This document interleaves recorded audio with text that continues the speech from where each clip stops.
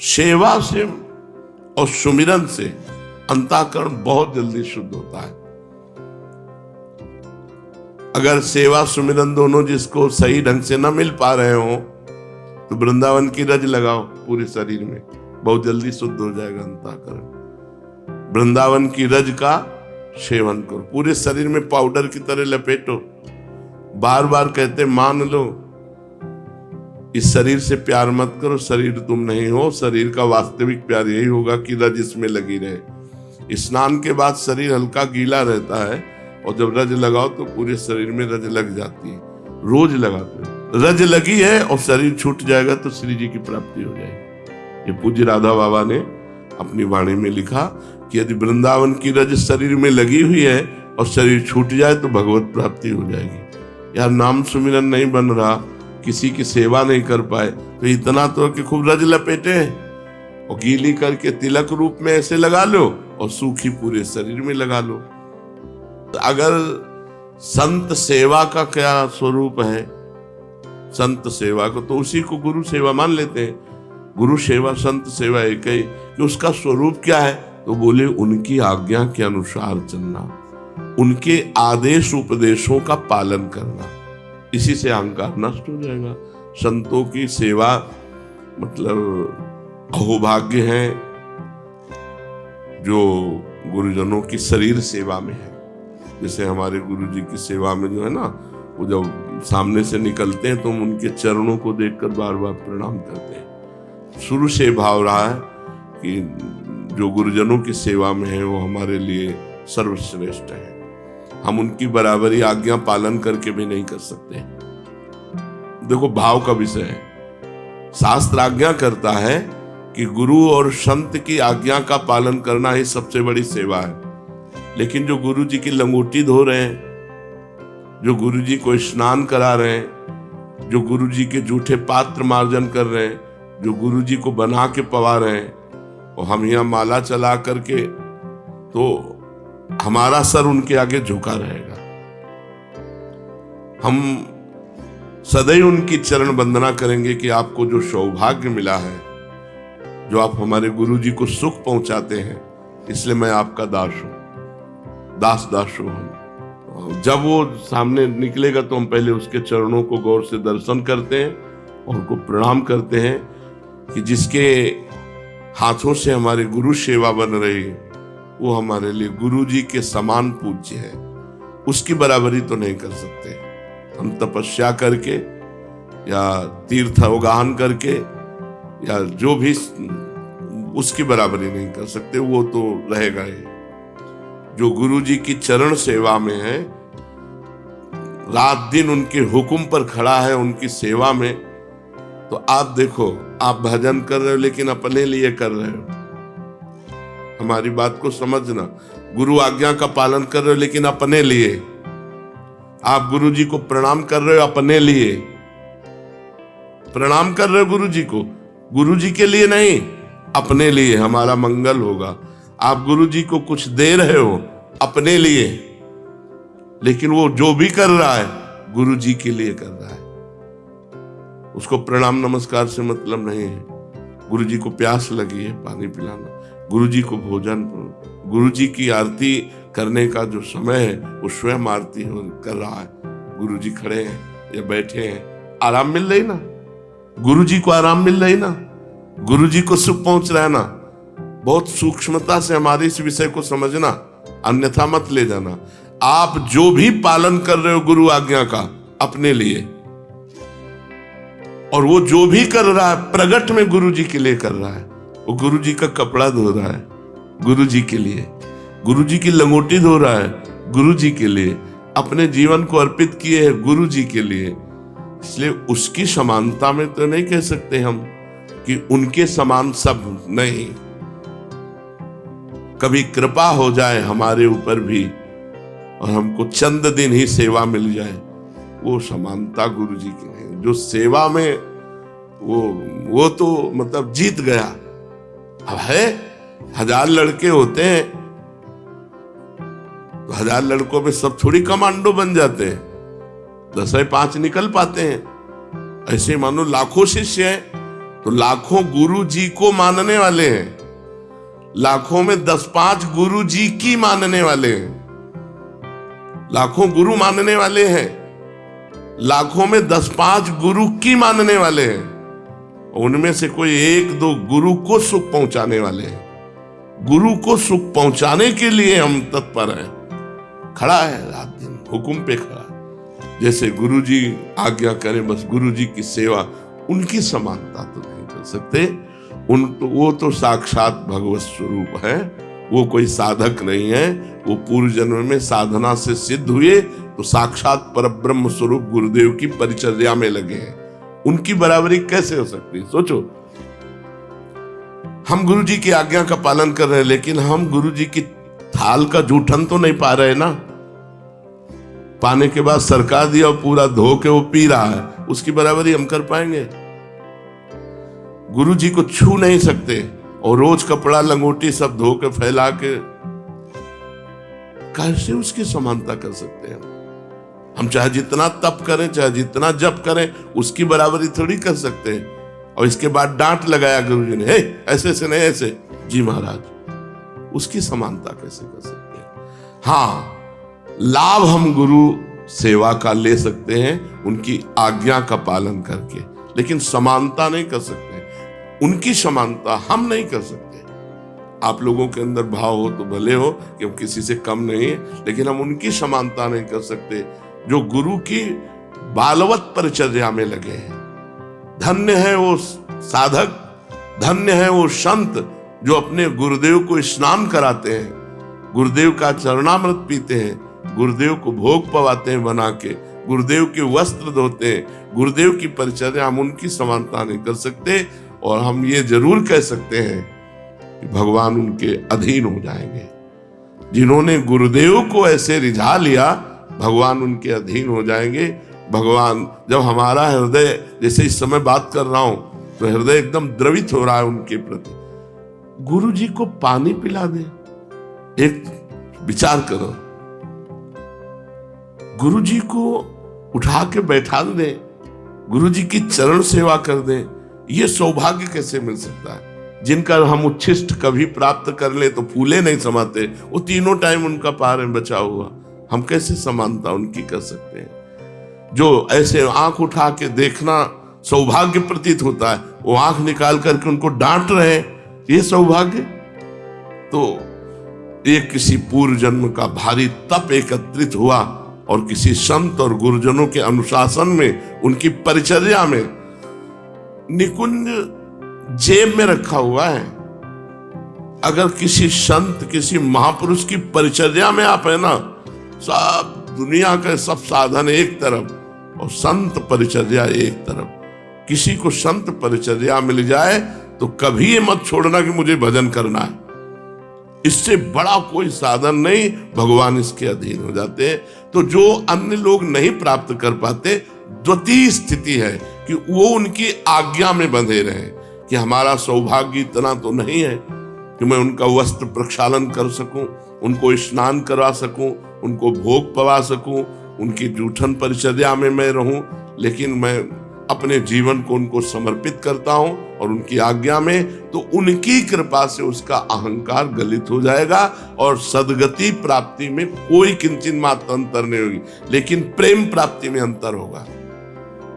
जो उसे प्रेम प्राप्त होगा गुरु चरणों का, वो उसे प्रेम नहीं प्राप्त होगा। नहीं, सब आप देख लो, जो हम कह रहे हैं इस बात पर देखो। आप प्रणाम करते हो अपने लिए, आप जप करते हो अपने लिए, आप गुरु बनाया है अपने लिए, गुरु के लिए क्या कर रहे हो? ईमानदारी से देख लो, ईमानदारी से वृंदावन में बैठे हो, आप अपने लिए कर रहे हो, गुरु के लिए? बोले मेरा जीवन गुरु का जीवन है, मैंने गुरु को दे दिया। अब अगर गुरु जी हमसे यहां जूता साफ करवाते हैं तो मैं गुरु, उसका हो गया जीवन। बस आप समझ लो, मेरा जीवन गुरु के लिए है। अगर वो मुझे 100 किलोमीटर दूर रखते हैं तो मेरा इसमें क्या दोष है? अगर मुझे वो शरीर सेवा नहीं दे रहे जिसमें मेरी क्या, पर मैं गुरु का हूं, उनकी आज्ञा पे चलूंगा, मेरा जीवन तन मन प्राण उनका, उसको वही गति प्राप्त होगी जो उनकी परिचर्या में है, क्योंकि वो गुरु आज्ञा में है।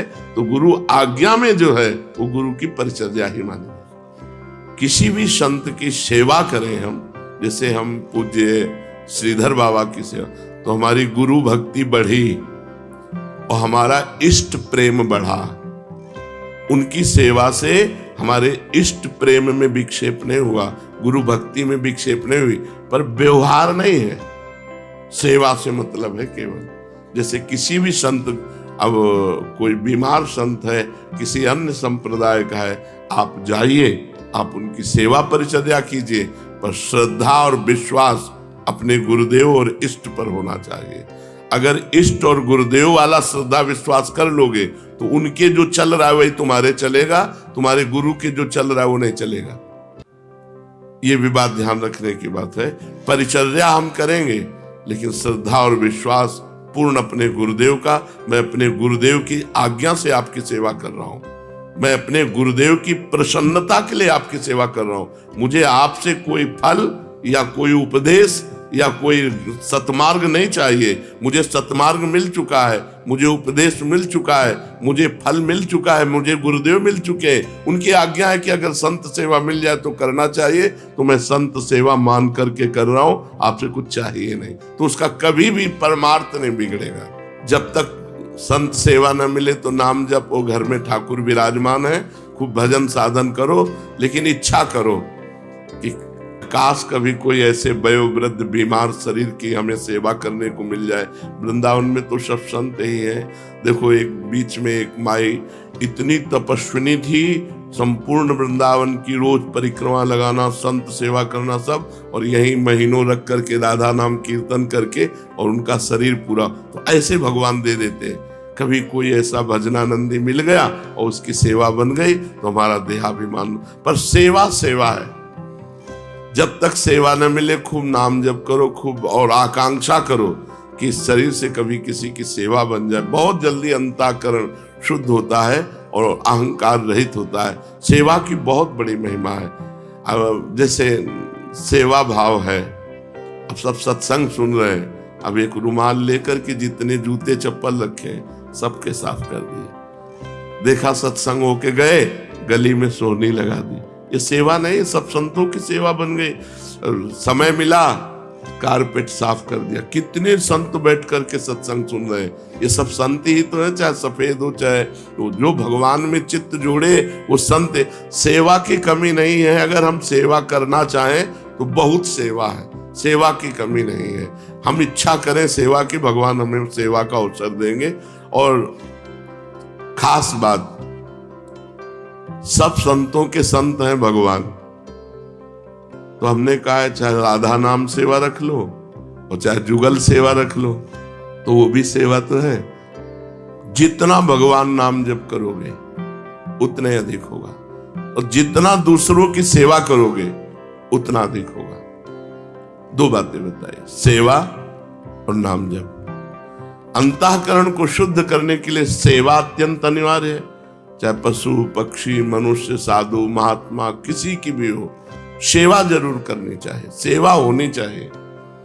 इसमें जो गौरव है, बड़प्पन है, अपने में श्रेष्ठता है, ये गुरुजनों की सेवा से नष्ट हो जाता है। जब बड़े महापुरुषों की सेवा मिलती है, भगवत प्राप्त संतों की सेवा मिलती है, तो अहंकार नष्ट हो जाता है। सेवक साधक में कभी अहंकार नहीं होता। मैं इतनी सेवा करता हूं, मैं इतना जप करता हूं, मैं इतना, उसमें सब नहीं होता। वो तो देखता है हम तो यंत्र की तरह चल रहे हैं, गुरुजी हमें चला रहे हैं, जैसे वैसे चल रहे हैं। तो गुरुजनों की सेवा, महापुरुषों की सेवा, सम्मान का त्याग, बड़प्पन का त्याग, गौरवपन का त्याग, इसी से अहंकार क्षीण हो जाता है।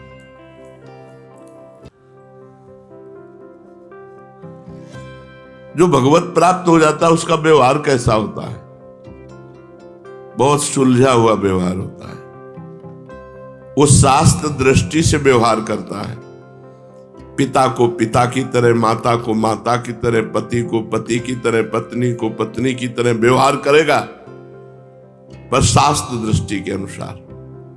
जो सिद्ध पुरुष होगा पिता के साथ कैसा व्यवहार करना चाहिए शास्त्र कहता है, पत्नी के साथ कैसा व्यवहार करना चाहिए शास्त्र कहता है।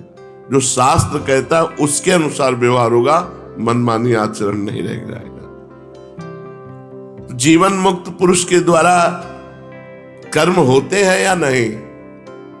जीवन मुक्त पुरुष के द्वारा कर्म नहीं होते। कारण कि उसको ज्ञान हो जाता है कि कर्म कर्मेंद्रियों से होते, प्रेरणा ज्ञानेंद्रियों से हो रही है, और ज्ञानेंद्रिय को मन चला रहा है और मन को बुद्धि चला रही है, और उसका मैं साक्षी हूं, इसलिए मेरे द्वारा कुछ नहीं हो रहा है। कोई कर्म बंधन नहीं सिद्ध महापुरुष का। ये काम क्रोध अंतःकरण में रहते हैं, तो जो जीवन मुक्त पुरुष हो गए उनके भी काम क्रोध रहते हैं। अंतःकरण में ही काम क्रोध का आवेश होता है। तो जो जीवन मुक्त हो गया, जो भगवत प्राप्त हो गया, क्या उसमें काम क्रोध होते हैं? जीवन मुक्त भगवत प्राप्त पुरुष के अंतःकरण में काम क्रोध आदि की तो बात जाने दो, छोटा सा भी कोई दोष नहीं रह जाता। निर्दोष ब्रह्म को निर्दोष ही प्राप्त होता है। परमात्मा की प्राप्ति के पूर्व ही उनके अंतःकरण की ऐसी शुद्धि हो जाती है कि उसमें किंचन मात्र कोई भी दोष नहीं रहते, कोई भी दोष नहीं रहते। जैसे सूर्योदय होने के पहले ही अंधकार नष्ट हो जाता है, ऐसे भगवत प्राप्ति के पूर्व ही वो निर्दोष हो जाता है, उसमें कोई दोष नहीं रहता। तो सिद्ध महापुरुष में काम क्रोधादि दोष नहीं रहते। जो अपने को काम क्रोधादि दोषों में लिप्त मान रहे हैं और सिद्ध भी मान रहे हैं, वो दंभ कर रहे हैं, पाखंड कर रहे हैं। काम क्रोध लोभ आदि मन बुद्धि के स्वभाव हैं या विकार है? अगर स्वभाव होता तो कभी नहीं छूटता। स्वभाव नहीं है, विकार है। काम क्रोध लोभ आदि ये स्वभाव में नहीं है, ये अंतःकरण में विकार में है। स्वभाव होता तो छोड़ना कठिन होता, और जब उसे स्वीकार कर लिया जाता है तो उनका प्रभाव स्वभाव में भी पड़ जाता है। जैसे बहुत कामी स्वभाव का आदमी है, ये बहुत क्रोधी स्वभाव का आदमी है, ये बहुत लोभी स्वभाव का आदमी है, उसका स्वभाव पर प्रभाव पड़ता है, लेकिन वो स्वभाव होता नहीं है। जो अधिक लिप्त विकारों में हो जाता है उसका प्रभाव स्वभाव पर पड़ता है, पर वो स्वभाव होता नहीं है। स्वभाव हो तो मिटाया नहीं जा सकता। वो विकार है, विकारी स्वभाव। स्वभाव जो है वो शुद्ध है, पर उस विकार से लिप्त होने के कारण वो कामी कहा गया, क्रोधी कहा गया। तो काम नष्ट हुआ तो स्वभाव तो शुद्ध था ही। स्वभाव, जो स्वभाव है वो कभी विकारी नहीं होता, पर विकारी कहा जाता है। जैसे रिक्शा, कभी रिक्शा चालक नहीं बन सकता, लेकिन रिक्शा कहने से खड़ा हो जाता है। ऐसे ही अधिक काम में लिप्त होने के कारण वो कहा जाता है कामी स्वभाव का है, ये क्रोधी स्वभाव का है, ये लोभी स्वभाव का है। जिस घड़ी तुम भजन में चित्त को जोड़ोगे, तुम्हारा स्वभाव भजन का बन जाएगा, तो ये विकार हैं, ये घड़ी भर में सब नष्ट हो जाएंगे। ये सब तुम्हारे गुलाम बन जाएंगे, ये सब भाग जाएंगे डरकर। कब? जब खूब भजन करोगे। ये 2-4 माला घुमाने से नहीं। अरे भजन की अलग अलग वृत्तियां, राधा राधा राधा राधा, एक भजन ये हो रहा है, एक उपांश हो रहा है, एक मानसिक हो रहा है, और एक गाढ़ भजन हो रहा है। केवल भजन, वही मंत्र दिखाई दे रहा, वही सुना। हिम्मत नहीं पूरे शरीर की कि झेल पावे। थोड़ी देर में इतनी ऊर्जा पैदा होती कि शरीर विलक्षण होने लगता है, शरीर विलक्षण होने लगता है। मतलब खुद समझ में नहीं आता कैसे कंट्रोल करें ऐसी महान ऊर्जा शक्ति। ये नाम आप खिलवाड़ समझते हो, आप भजन करके तो देखो, पहुंचो तो भजन की जगह पे। नाम जब जैसे राधा राधा कर रहे, फिर उपांशु, फिर मानसिक। ये भजन का अभ्यास है, अभी भजन नहीं हो रहा है, भजन का अभ्यास हो रहा है। और जब भजन होगा तब देखना, जो वास्तविक भजन की बात है, क्षमता नहीं है कि शरीर सह जाए। हर नस नाड़ी, मतलब एक अलौकिक ऊर्जा प्रकट होती जब से, भजन से एक अलौकिक ऊर्जा। आप लगे रहो। अभी ऐसा मत मानो आप भजनानंदी बन गए, माला घूम। जब माला और काउंटर ये सब धर जाए, हाय हाय मच जाए अंदर से,